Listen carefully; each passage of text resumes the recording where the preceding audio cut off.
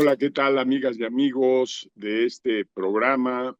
Hoy tengo una verdadera sorpresa, alguien que está desarrollando una carrera meteórica, alguien que está en lo que hay que estar hoy, en el futuro, en la tecnología, en la información, y que nos va a dar muchos criterios para hacer nuestros propios juicios. Entonces, gracias por estar con nosotros en este programa y gracias, Said, por acompañarnos.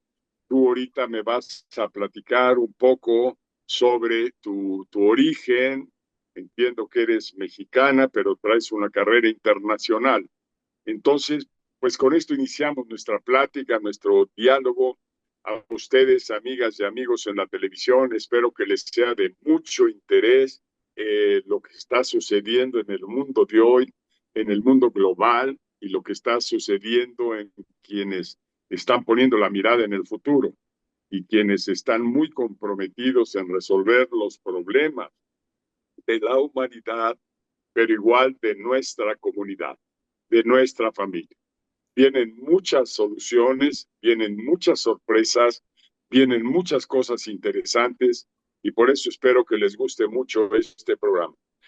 Entonces, Saif, bienvenida a este programa, La Era de las Definiciones. Estoy seguro que vamos a tener una muy grata conversación y por eso quisiera empezar primero que nos des un poquito de tu background, dónde naciste, dónde hiciste tus estudios primarios y dónde fuiste a la universidad y cuándo empezaste tu carrera internacional. Entonces, el principio es el principio. ¿Dónde naciste y por dónde hiciste los primeros estudios? Muchas gracias, es un gran honor estar aquí. Yo nací en la Ciudad de México y, bueno, hice todos mis estudios en la Ciudad de México. De hecho, estaba en la secundaria cuando Vicente Fox era presidente, entonces estoy muy emocionada de estar aquí. Eh, y bueno, yo cuando estaba en la preparatoria, realmente en la preparatoria, ¿qué intereses tienes? A lo mejor conocer chicos. Entonces yo estaba pensando, ¿cómo podría conocer más chicos? Y me di cuenta, wow, hay muchos chicos en la Facultad de Ingeniería de la UNAM. Entonces yo decidí estudiar ingeniería realmente por intereses de una adolescente. Que está bien, o sea, cuando eres adolescente puedes tener ese tipo de intereses. Entonces entré a la carrera en ingeniería en computación en la UNAM y realmente la UNAM me cambió. ¿Por qué? La UNAM, su programa, algo que te ayuda a hacer es a que pienses en temas de ingeniería muy técnicos, de cómo vas a crear esa tecnología novedosa, pero también que estés pensando en el bien social. Entonces, tenemos muchas clases en donde nos obligan a estar pensando, a ver, ¿cómo esta tecnología va a impactar a comunidades indígenas? ¿Cómo esta tecnología a lo mejor podría ayudar a los trabajadores rurales? Entonces, todas estas cosas que me ayudó la UNAM fue que cambié de, oh, me interesan mucho los chicos, a quiero crear tecnología que tenga un impacto en México y que pueda crear un cambio social. Entonces, me formé en la carrera de ingeniería en computación en la UNAM y después, dentro de la UNAM, algo que pasó era que tenía programas de intercambio. Y lo que yo me di cuenta era, mi sueño era trabajar en Microsoft, en esas grandes empresas. Entonces, yo realmente me di cuenta que los que trabajaban en esas empresas muchas veces se iban a estudiar a las universidades en Estados Unidos. Entonces me di cuenta que la UNAM tenía un programa de intercambio con la Universidad de California. Entonces apliqué a ese programa de intercambio y me fui un semestre a la Universidad de California en Santa Bárbara. Y ahí aprendí sobre inteligencia artificial, interacción humano-computadora, que son unas de mis áreas más fuertes. Gracias a eso, después logré entrar al doctorado en ciencias de la computación en la Universidad de California, en Santa Bárbara, y ahí empecé a hacer diferentes estudios justamente sobre crear interfaces de inteligencia artificial que nos ayuden, por ejemplo, dentro del activismo. También estuve estudiando, por ejemplo, cómo redes criminales están operando y justo también para tratar de ayudar a México, que en ese tiempo tenía diferentes problemas relacionados con eso, justo tratar de ayudar a México a que pudiera entender mejor este fenómeno que estaba pasando en línea y pudiera crear intervenciones. Después, cuando terminé mis estudios en la Universidad de California, pues Si me permites, Saif, y ya has dicho muchas cosas súper interesantes. Traes un lenguaje muy fresco para nosotros los octogenarios. Traes mucha candidez para decir, a la mera hora mi interés eran los chicos y luego resulta que tu interés fue la ciencia. Entonces, eso es una manera de hablar con la verdad. Y finalmente, la tenacidad, la búsqueda de tu meta, de tu sueño, de llegar a una de las grandes corporaciones, estar en la vanguardia de la tecnología. En este programa hay una buena cantidad de jóvenes, pero hay una buena cantidad también de octogenarios como yo. Yo creo que aquí están saliendo enseñanzas muy claras sobre lo que es el liderazgo, esencialmente. El liderazgo, precisamente tú con tus palabras y tu proyecto, lo defines ampliamente. Es tener un sueño, es ponerse uno las pilas para ejecutar y operar y poder llevar a cabo ese sueño. Y te lanzas a pedir una beca y te lanzas a pedir quien te apoye para cumplir con tu meta. Entonces, sí quería yo destacar eso rápidamente porque es fundamental. En este programa es lo que queremos, es transmitir cómo un líder va encontrando su camino a base sueños en su vida. La interrupción, pero me pareció muy interesante recalcar eso y síguele adelante, por favor, ya das el salto a lo internacional, que por cierto, no buscaste cualquier cosa. La Universidad de California yo la conozco bien a fondo, trabajamos con ella aquí en Centro Fox y la Universidad de California es verdaderamente chipocluda. Está a la vanguardia de las universidades públicas en los Estados Unidos. Así que también no te fuiste por lo pequeñito, te fuiste por lo grande, te fuiste por la UNAM primero, que también pues, a nivel México es la universidad de universidades y te fuiste por la Universidad de California, sabiendo que hay otras muchas allá, pero que es esta universidad en particular muy especial y muy potente. Entonces, síguenos con tu plática, que va muy padre. muchas gracias. Y sí, es muy importante darse cuenta que tuve diferentes metas, las metas cambiaron, pero siempre es seguir construyendo, no detener, seguir construyendo. Entonces, yo terminé el doctorado en ciencias de la computación y después, pues, mi meta era, quiero trabajar en industria y yo quería trabajar para las grandes corporaciones, Microsoft, Google, Intel. Entonces, justamente cuando estaba en la Universidad de California estudiando, todos los veranos me iba a trabajar a industria. Y primero, desde México, había conseguido una beca de Google que me dieron $10,000 por mis diferentes proyectos que tenía. Y gracias a eso fue que me empecé a meter con diferentes actores de las industrias. Entonces ahí también tenía mis metas y me iba metiendo.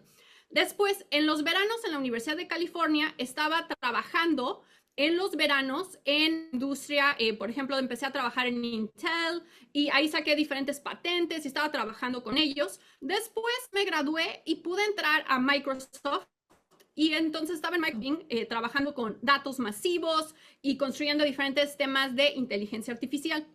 Estando en Microsoft, realmente me cayó el 20 cuando trabajando en industria. Es muy emocionante por un lado porque tienes acceso a las últimas tecnologías. En Estados Unidos te pagan realmente muy bien por estar trabajando en estas grandes empresas. Entonces, por ejemplo, si yo quería hacer proyectos relacionados con, quiero crear inteligencia artificial para las zonas rurales, pues tal vez a ellos no les interesa. ¿Por qué? Porque tal vez las zonas rurales no les van a dar tanto, a lo mejor tantas ganancias o no va con su plan de trabajo que tienen. Entonces, muchas veces en industria tienes menos oportunidades de tener esa libertad que tienes en academia. Libertad, bendita libertad. Yo soy un apologista de la libertad y qué bueno que lo señalas porque es fundamental. Y un líder tiene que ejercer la libertad a costa de lo que sea. Y qué bueno que lo mencionas porque me parece otro valor fundamental, la libertad. Sí, la libertad es muy, también para mí es muy importante, más que tener, por ejemplo, un gran salario, etcétera, que justamente trabajar en industria, muchos lo llaman te vas a tener los golden handcuffs, que son, básicamente vas a estar como en una jaula de oro, pero estás encarcelado. Entonces, realmente me di cuenta que me gustaba mucho estar en academia debido a libertad. Entonces, empecé a aplicar academia para poderme regresar y tener esa libertad. Pero en mi tiempo libre, lo que hacía era que seguía mis proyectos. Entonces, por ejemplo, uno de mis proyectos era, ¿sabes qué? El gobierno federal de México tenga acceso a la inteligencia artificial, esté pensando en cómo utilizarlo. Entonces, en mi tiempo libre, por ejemplo, estoy trabajando con la Secretaría de Relaciones Exteriores, ayudándolos a pensar cómo podían implementar cosas. Y entonces, estos proyectos los tenía como en mi tiempo libre, pero con la meta de quiero irme a academia, esa libertad. Y entonces, después pude ya regresarme a academia y ahorita soy profesora en la Universidad de Northeastern y bueno, sigo también colaborando con la Universidad Nacional Autónoma de México, justamente en crear inteligencia artificial ahora muy enfocada hacia los trabajadores. Estar en Microsoft. Perdón, Saif, ¿cuántos años tienes? Creo que voy a tener 39. Sí, estaba en la ¿Eres? secundaria cuando salió. Es que, es Sí, que, ¿qué, cuántas cosas has hecho? ¿Eh? Sorprendente. gracias. Nuevamente un ejemplo de tenacidad. Otra gran virtud del liderazgo es Gracias. perseguir tu sueño con toda la fuerza y la pasión del mundo. Perdón Gracias. que te interrumpí, pero dale adelante. Entonces, después me fui a muchas de las trayectorias profesionales no necesitan ser lineales. Eso me pasó a mí con la industria. Y entonces tuve que ahora regresar y empezar hacia la academia. Entonces, y a veces te siento, oh, estoy muy grande para empezar un nuevo trabajo. ¿Sabes qué? Es atreverte a volver a empezar. Y a veces es necesario para tener justamente esa libertad. Entonces, me fui a academia y ahorita soy profesora en Northeastern University y colaboro también con la UNAM. Y mucha de mi investigación se enfoca en crear artificial para los trabajadores, justamente pensando en que cuando estaba en industria en Microsoft, mucho de la industria que se está sacando, de la tecnología que se está sacando, no se está enfocando en la perspectiva de los trabajadores. En los obreros no se está enfocando.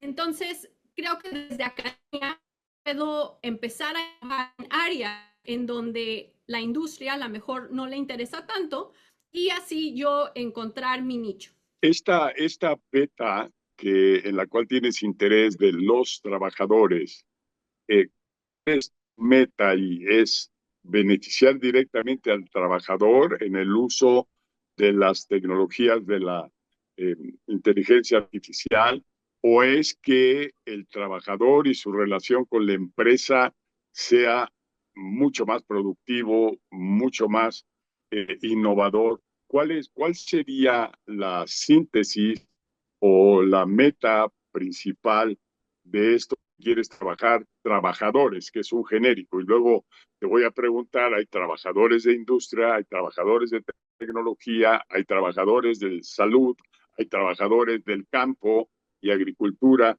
pero empecemos con esa primera orientación que nos des.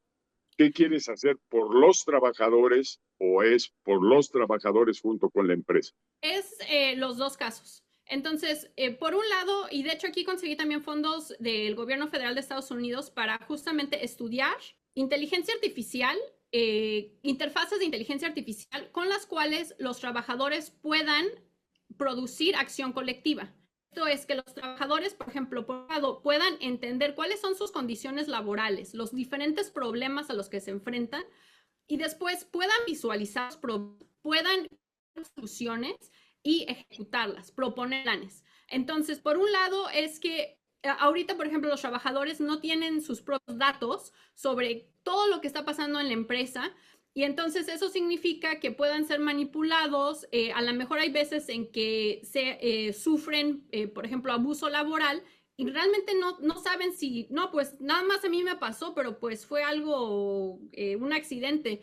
O sabes que esto es un problema sistemático que está sucediendo. Y yo me concentro mucho en las plataformas digitales. Las plataformas digitales, justamente los trabajadores están aislados, no tienen sus propios datos para saber cuáles son las condiciones laborales de los demás. Y entonces me concentro ahora en crear herramientas de inteligencia artificial con las cuales puedan coleccionar sus datos, visualizar sus problemas y después proponer soluciones. Entonces, ese es un área. Otra área es justamente lo que decía sobre la productividad. Experiencias, sean más creativos en las plataformas digitales de trabajo, por ejemplo en Uber. Y entonces ahorita, por ejemplo, mi laboratorio está creando agentes de inteligencia artificial que se estén coordinando para apoyar al trabajador en sus labores. También tengo otra vertiente en donde nos concentramos en educar a los trabajadores. Entonces, por ejemplo, estamos educando a trabajadores de zonas rurales a que aprendan herramientas digitales, puedan aprender de inteligencia artificial para que así puedan ahora ellos acceder a estos trabajos remotos en línea y no tener que dejar sus pueblos. Esto mismo ahorita también lo empezamos a enseñar para los prisioneros, personas que van a dejar la cárcel y se van a reintegrar al trabajo para que ellos tengan herramientas con las cuales puedan acceder a trabajos. Y aquí estamos trabajando con el sistema de cortes de Massachusetts, justamente pensando en que pues es importante pensar en cómo ayudamos a personas que a lo mejor fueron criminales y llevaron toda una vida de cometer crímenes, cómo los ayudamos ahora a tener una vida pues a lo mejor más acorde de la ley al darles estas herramientas digitales relacionado con la inteligencia artificial. Oye, pero es un mundo de investigaciones y aplicaciones muy prácticas aquí en estos programas. Una fundación, al entregar los resultados, se cobran, recupera parte del dinero invertido. Ahorita yo trabajo para una universidad, entonces mi labor principal es producir investigación. Es decir, produzco artículos científicos y también educo. Y la mayoría de los fondos que he conseguido vienen del gobierno federal de Estados Unidos, de su especie de CONACYT, que se llama el National Science Foundation. Y su National Science Foundation lo que le interesa es, quiero conocimiento. Entonces estoy generando conocimiento sobre cómo deberías de crear inteligencia artificial que apoye a los trabajadores a, por ejemplo, producir acción colectiva, con la cual inteligencia artificial para que los trabajadores sean ahora más productivos. Entonces, yo me concentro en producir conocimiento. También ahorita empecé a trabajar con gobiernos locales, por ejemplo, con el gobierno de Massachusetts, creando mini cursos para que ex prisioneros y prisioneros aprendan estas habilidades digitales y puedan acceder a nuevos trabajos cuando dejen la cárcel. Padrísimo. Oye, entonces, si entiendo bien, tú produces cosas de inteligencia interesantes, análisis y respuestas y resultados, y la universidad es la que lo pasa a ese cliente y ese cliente es quien lo utiliza. Ahora, mencionaste por ahí el medio rural y la idea de trabajar con inteligencia artificial para la migración, diría yo, para que o migren con éxito y a donde puedan migrar con documentos o a la mera que migren con más capacidades para que no terminen apenas en campos agrícolas ganando salarios mínimos o ni siquiera eso. ¿Qué es tu enfoque en el caso de los migrantes, si es a lo que te refieres con lo que me comentaste? Es un poco diferente. Lo que estamos haciendo es a los trabajadores rurales les estamos enseñando habilidades digitales para que ya no tengan que emigrar. Ahora imagínate que estos trabajadores tengan herramientas digitales, tengan las habilidades digitales para buscar trabajo en línea y entonces ya con que tengan una buena conexión de internet y una computadora, ya a lo mejor se van a poder quedar en sus pueblos. Yo lo que he visto es que también alrededor de esas comunidades mayores se han generado un mundo, un universo integral, total de actividades económicas, entre otras las de tecnología y las digitales. Y yo veo aquí en San Cristóbal, en la comunidad donde yo estoy, aquí hay 250 changarros. Hay comercios, hay el herrero, hay el carpintero, hay el médico, hay el que provee salud, hay el que administra instrumentos del campo y que pues todo esto seguramente puede darles un empowerment a ellos para que efectivamente en lugar de emigrar encuentren la solución a sus ingresos aquí mismo en su comunidad. Yo creo que eso es formidable y maravilloso. Entonces, platícame ahora, en materia de salud, que es un campo tan importante y que entiendo que las tecnologías de la información van a ser una herramienta poderosa en la cuestión de los servicios de salud, los hospitales, los doctores, las enfermeras, los enfermeros y todo mundo. Entonces, en ese terreno traes algunas aplicaciones, algunos estudios. Aquí me gustaría mencionar algo. Creo que justamente aquí México tiene una gran oportunidad de innovar. A que, por ejemplo, en Estados Unidos es muy difícil trabajar el sector salud. ¿Por qué? Porque hay muchísimas regulaciones, hay muchos limitantes para tú como a lo mejor emprendedor. Entonces, justamente creo que ahí México tiene una gran oportunidad de entrar. Además de que, por ejemplo, nuestro sistema de salud es muy diferente al sistema de salud de Europa, de Estados Unidos, para los cuales se crean muchos de estos sistemas de inteligencia artificial. Entonces, creo que aquí es en donde invitaría, de hecho, a los innovadores a estar pensando, a ver, para el sistema de salud de México, ¿cómo podría innovar? ¿Cómo podría apoyar el trabajo que enfermeras, el trabajo que están haciendo los doctores? Yo lo que he trabajado en esta área es un poco más sobre impresiones 3D, estar identificando, entendiendo impresiones 3D para prótesis y cómo colaboran los diferentes actores para producir nuevas prótesis con impresión 3D. Y justamente lo que vimos, estudiamos a la India, a Estados Unidos, a Europa, diferentes países de Latinoamérica. Latinoamérica tiene una gran oportunidad en el espacio de salud. ¿Por qué? Porque los otros países ponen restricciones para poder entrar. Entonces, la verdad me emociona mucho estar pensando en cómo en temas de salud podríamos estar creando estas innovaciones. Qué agradable y productiva conversación estamos teniendo. Además, me siento muy a gusto entrevistando a una persona joven que está en el mundo de hoy, un mundo tan complicado, a veces tan rudimentario, a veces tan avanzado en tecnología que para uno ya resulta complicado entenderlo. Muchas sorpresas, muchas novedades cada día al amanecer. Pero bien, seguimos. Estábamos en el tema del uso de la inteligencia artificial que tú le estás dando en distintas facetas.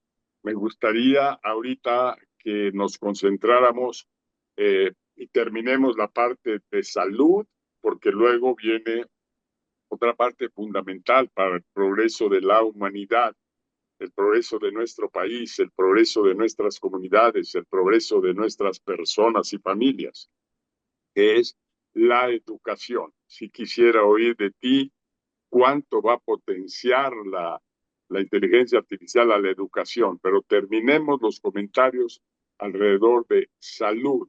Yo encuentro, y bien defines, que son muy diferentes el mundo de la salud y los servicios de salud en Estados Unidos que la salud y los servicios de la salud en México.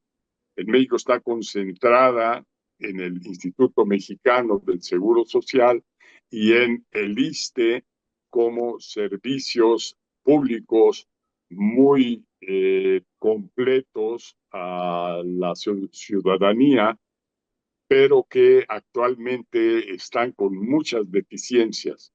Yo estoy seguro que desde lo muy básico de las cosas que hace el Seguro Social hasta lo muy sofisticado, el uso de la inteligencia artificial debe de hacer una revolución allá adentro. Seguramente estás al tanto, por ejemplo, el Atorón, que ya llega a 6, 8 años del abasto de medicinas. Increíble que no podemos tener las medicinas necesarias en tiempo y forma y lugar que necesitan los pacientes, que necesitan los doctores.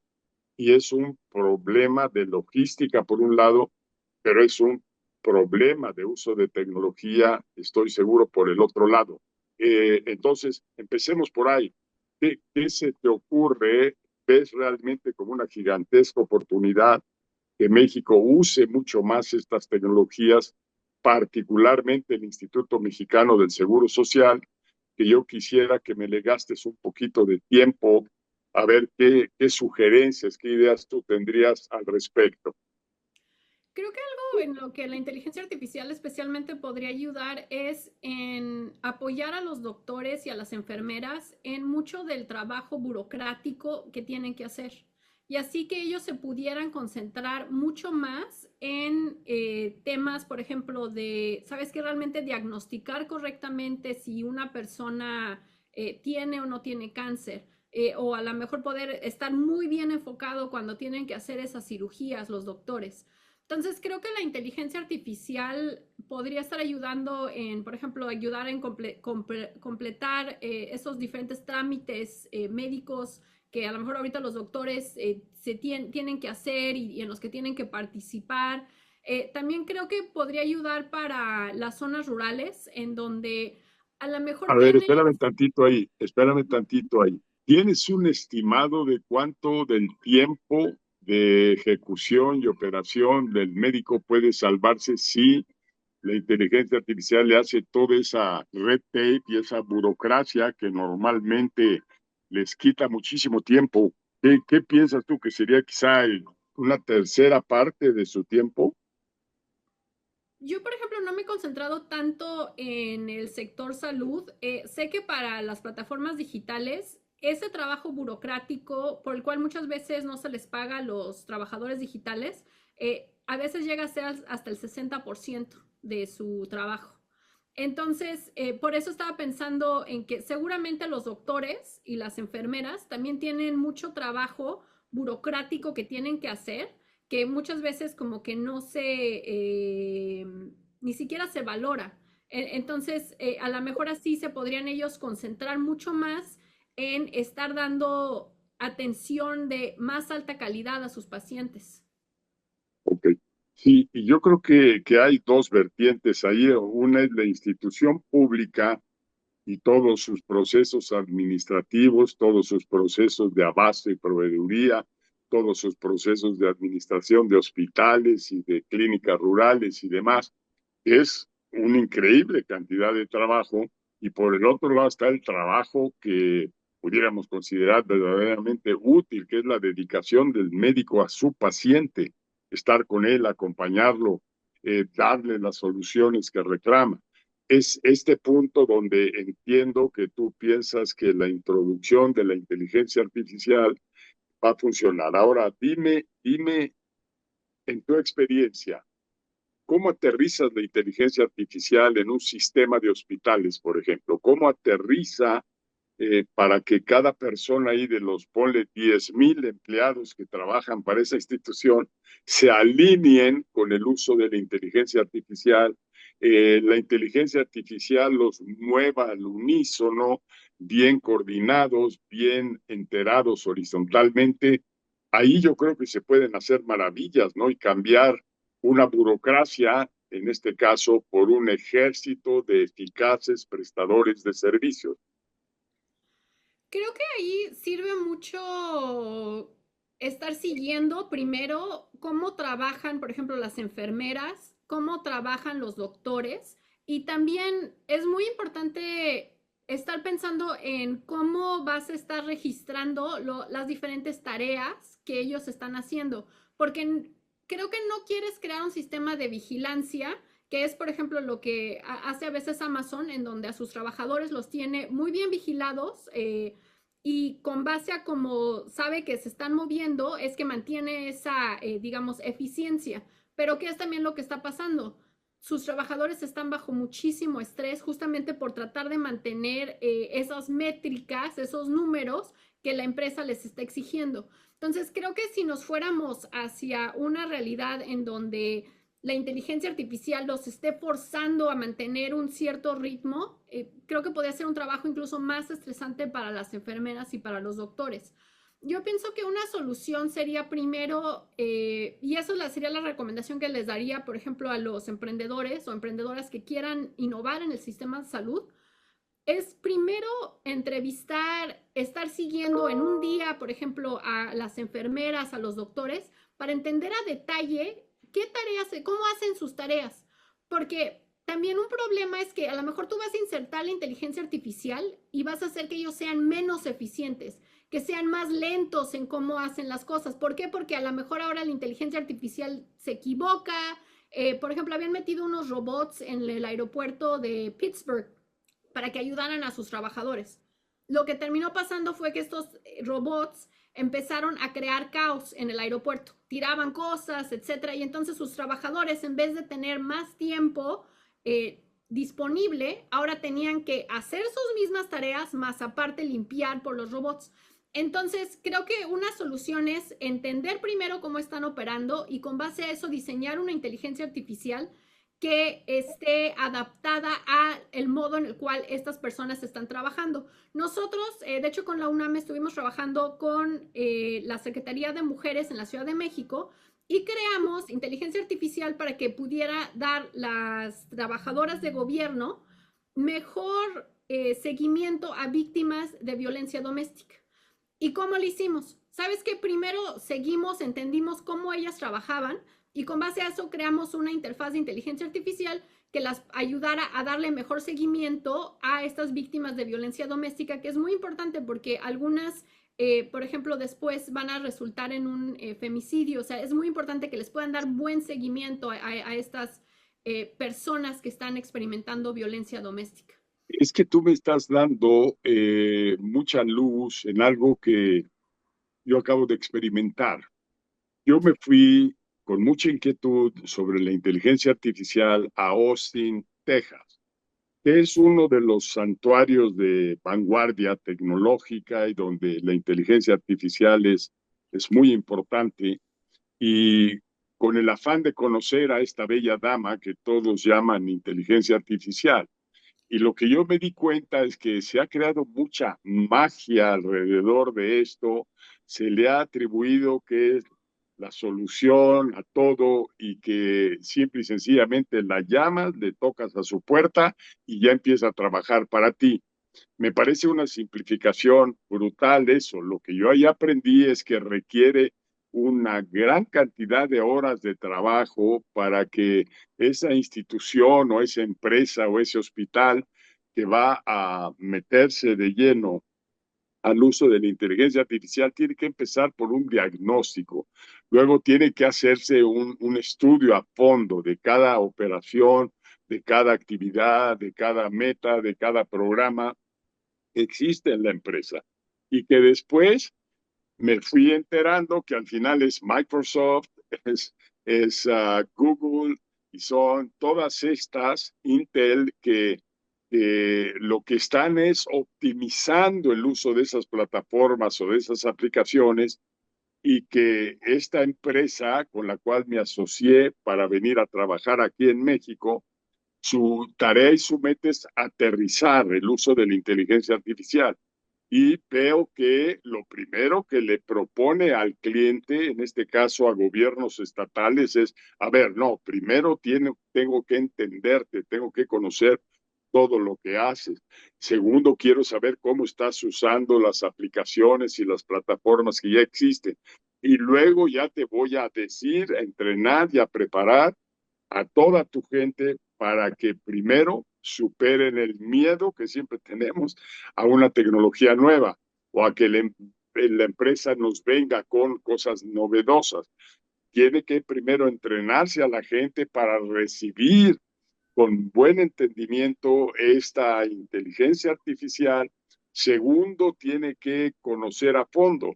Por ejemplo, ya aprendí que una de las aplicaciones más extensas que hay, el Excel de Microsoft, el Excel, que lo estamos usando al 10% o si quizá al 15% de lo que Excel mismo nos puede dar.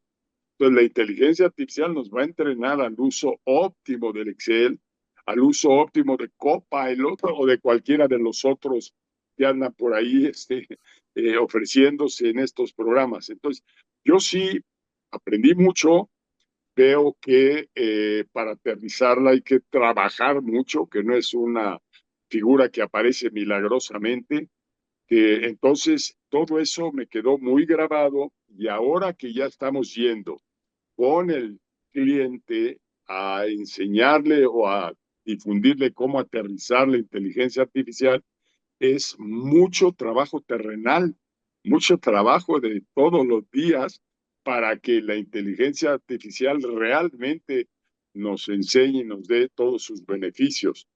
Tú lo que haces en buena medida es eso, pero yo aquí en México creo que lo que necesitamos todos es alguien que nos enseñe a aterrizar. Que yo, agricultor, quiero la inteligencia artificial, pues no es nomás interrogarla y hacerle preguntas, que es trabajar en mi organización para ver qué busco, cómo le hago para el uso óptimo de eso. Por ejemplo, las grandes empresas de tecnología te venden la idea de que, oh, la inteligencia artificial va a reemplazar a los trabajadores. Pues no, realmente todavía no está exactamente ahí. Y todavía necesitas hacer un trabajo en donde la vas a integrar la inteligencia artificial en tus diferentes empresas. Entonces, no es tanto que vas a reemplazar a tus trabajadores, sino que a lo mejor van ahora a dedicarse a otras cosas. Pero sí te tienes que tomar el tiempo de entender cómo puedes meter, cómo puedes aterrizar esa inteligencia artificial. Muy, muy de acuerdo con eso. Bien, oye, a ver, te platico, me leí el libro del presidente de la Universidad Khan, Khan,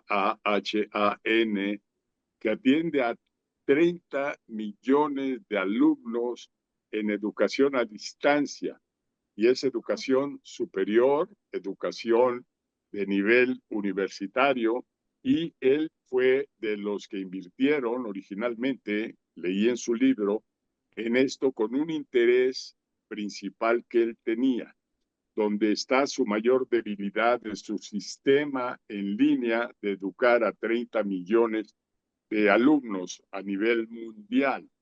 Y su pieza que le faltaba es el mentor o el profesor. Como en la distancia, pues sí hay profesores que están haciendo y diciendo, no hay un mentor como fueron nuestros padres en nuestra infancia, que quizá al regresar de la escuela primaria nos ayudaban a hacer la tarea. En realidad estaban haciendo el rol de mentor para que le pudiéramos preguntar, oye, no me está saliendo bien esta suma, ¿cómo le hago? Y mamá nos decía cómo hacerle, o se ponía a averiguar rápido si no sabía cómo. Este mentor es la pieza, es el eslabón faltante del sistema de Kant. Y entonces él dice, ya lo ejerció, ya lo operó, ya lo está haciendo, que hoy cada uno de sus 30 millones de alumnos tienen acceso a un mentor personalizado.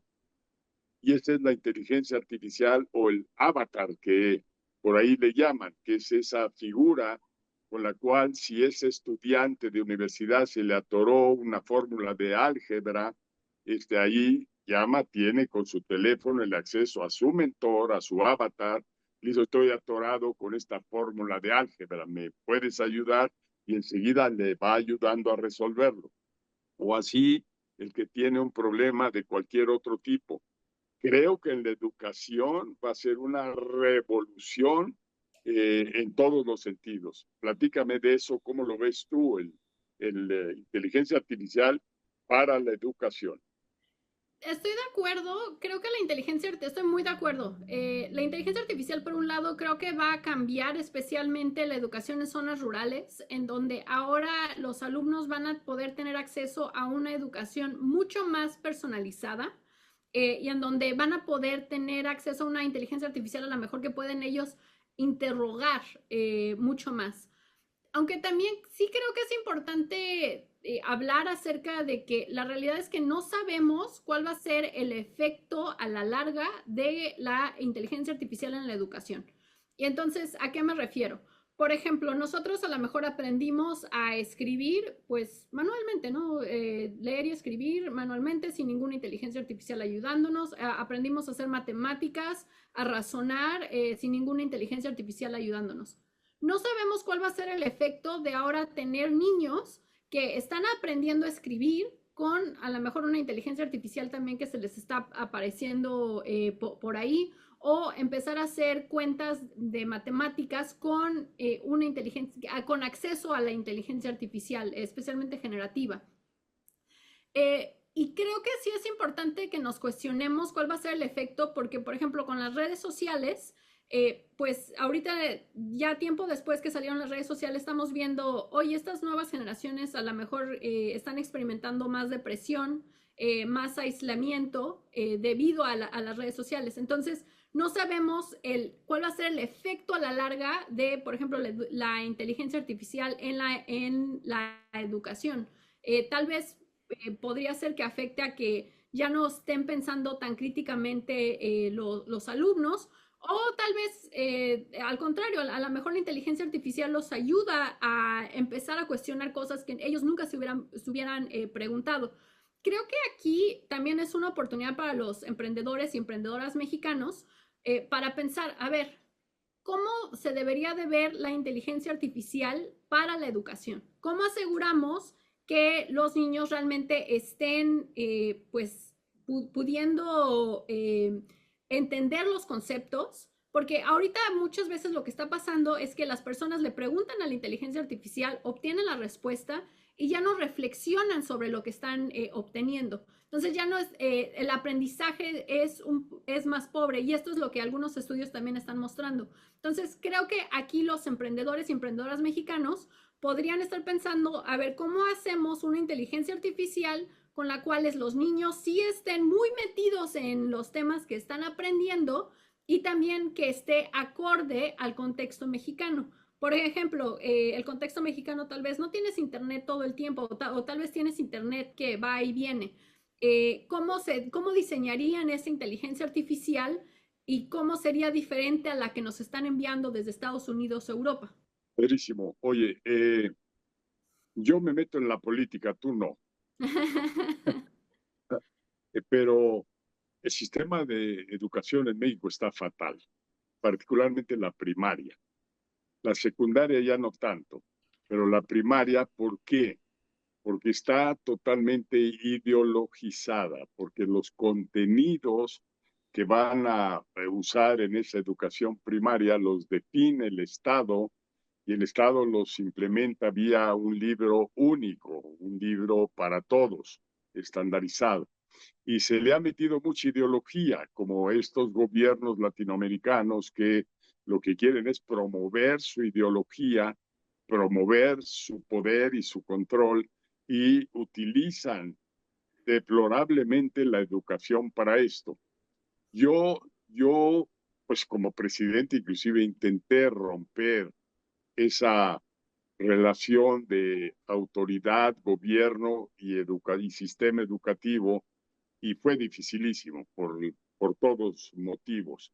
Entonces, yo me imagino que quizá la inteligencia artificial y un buen sistema de educación pudiera desideologizar, pudiera retirar del gobierno los contenidos, que fueran estos hechos por expertos, que fueran estos hechos por las mejores causas mundiales y de la humanidad, que fueran hechos para el emprendedurismo, el desarrollo personal, la ética, los valores, los conocimientos de matemáticas, de aritmética, de ciencia. Eh, Sería otro mundo el que estaríamos creando en Latinoamérica, porque todo es a partir de la educación. Si la educación no tiene esa proyección para esos alumnos, que el día de mañana sean los ciudadanos que construyen esa nación y que la llevan a su desarrollo sustentable, que la llevan a su éxito, que al final inclusive la llevan a mejores grados de felicidad. ¿Tú crees que la inteligencia sea parte de cómo elaborar un nuevo modelo educativo, combinación de tecnología y de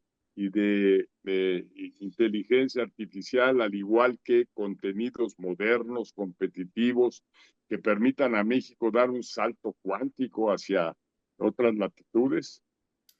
Yo creo que a lo mejor sería por el lado que estaba mencionando sobre ayudar a que los niños y niñas aprendan, por ejemplo, más sobre cómo emprender. También creo que es importante enseñarle a los niños que el camino, muchas veces se acostumbran a que el profesor les esté diciendo, tienes que hacer esto, ahora esto, ahora esto. Creo que convendría también que en la escuela les enseñen a ellos querer definir su propio camino. Porque muchos esperan que a lo mejor les den en la boca cómo es que vas a encontrar tu futuro trabajo. Entonces, a lo mejor creo que habría mucho valor en lo que menciona de enseñarles a las personas cómo ser más emprendedores. Por ejemplo, ¿sabes qué te pasó este reto o te pasó esta circunstancia a lo mejor realmente horrible? Y verla a lo mejor como una oportunidad para ahora emprender en un nuevo camino, o sea, como ayudarles a las personas a mantener una visión positiva de la vida y que ellos también pueden ser creadores y ellos pueden proponer nuevas soluciones. Porque, por ejemplo, creo que para mí fue la verdad hasta que entré a ingeniería que en la UNAM que me empezó a caer el 20 que yo podría ser creadora de tecnología. Antes muchas veces era como, no, pues, o sea, esto se lo dejo a las super personas inteligentes, pero yo no, yo no es, esto no es para mí. Y siento que es como meterles a los jóvenes que, sabes que tú también puedes crear, tú también puedes innovar, tú tienes también esa semilla para transformar o incluso transformar el rumbo del país, ¿no? O sea, a lo mejor tú te estás dando cuenta ahorita que esto no está funcionando, por ejemplo, a lo mejor que no te gusta cómo te están enseñando las matemáticas en tu escuela. ¿Sabes qué? Perfecto, esta es una oportunidad para que pongas tu empresa que va a estar enseñando matemáticas de un mejor modo. Creo que tenemos que meter ese tipo de enseñanza de ser más emprendedores. Y también sí creo que hay mucho valor en enseñar más temas de ingeniería tanto a nivel primaria, o sea, por ejemplo, enseñar muchos temas más fuertes de matemáticas, que aquí me gustaría a mí mencionar algo. A mí en sexto de primaria me dijeron que yo no tenía capacidad de estudiar una secundaria normal porque era muy mala en matemáticas. Entonces, aquí también es importante que no hagamos que los jóvenes ponerlos en estereotipos, en cajas sobre lo que pueden o no pueden hacer. Es darles a todos la oportunidad de aprender y aprender bien matemáticas, aprender bien esos temas de ingeniería para que puedan, o sea, el país pueda estar innovando. Y sí creo que hay mucho valor en estar enseñando estas materias, no solo de ciencias sociales, sino también de matemáticas, más temas de construcción, tanto para niños y niñas. Saif, ya se nos fue el tiempo, 1 hora, y se pasó como 10 minutos. Dame finalmente, ¿cuál es el mundo que tú ves para el 2030? ¿Cuál es el mundo que tú ves para el 2050, para el 2050? Dos o tres cosas que veas que van a cambiar radicalmente, dos o tres cosas que nos van a dar cosas buenas y dos o tres cosas que nos vayan a dar cosas malas. El 2030 que está inmediato, estamos a 4 o 5 años, o el 2050 que estamos a 25 años. Creo que va a haber cosas muy interesantes con respecto al hardware con inteligencia artificial que va a salir. Y creo que aquí México tiene también una oportunidad para innovar. O sea, especialmente, por ejemplo, en pensar en hardware que sea duradero, que sea bueno para zonas rurales y que a lo mejor esté adaptado a nuestras diferentes culturas. Y que, por ejemplo, este hardware a lo mejor que puede ayudar a diferentes profesionistas a alcanzar sus diferentes metas. Por ejemplo, un hardware de inteligencia artificial que esté ayudando a los médicos con sus diferentes tareas. Y entonces creo que hay mucho valor en estar pensando en estos temas de hardware y también pensar, creo que también para el futuro es muy importante que pensemos en cómo llevamos a México estas oportunidades de innovación. Ahorita hay muchas personas que se gradúan de la universidad y no tienen oportunidad para estar innovando en México. Entonces, ¿cómo traemos, por ejemplo, estas empresas de Google, etcétera, que en donde están innovando, cómo las llevamos a México para que los mexicanos también tengan oportunidades de estar proponiendo esta nueva tecnología? Eso es lo que me gustaría a mí mucho ver en el futuro y también pensar, nosotros tenemos el poder de crear ese futuro. Entonces, los invitaría a todos, vamos a unirnos y realmente ayudar a que hagamos un país mucho más innovador. Padrísimo, Saif, te agradezco muchísimo. La verdad ha sido una hora llena de buenas ideas, llenas de visión y llenas de humanismo, que es tan importante por igual. Pues te agradezco de corazón. Nos vemos en la próxima. Aquí está tu casa en Centro Fox, en San Cristóbal, Guanajuato. El día que andes por acá, llámanos, visítanos. Y mientras que sigas teniendo tanto éxito, porque tu éxito está impactando comunidades, y está impactando familias y está impactando regiones.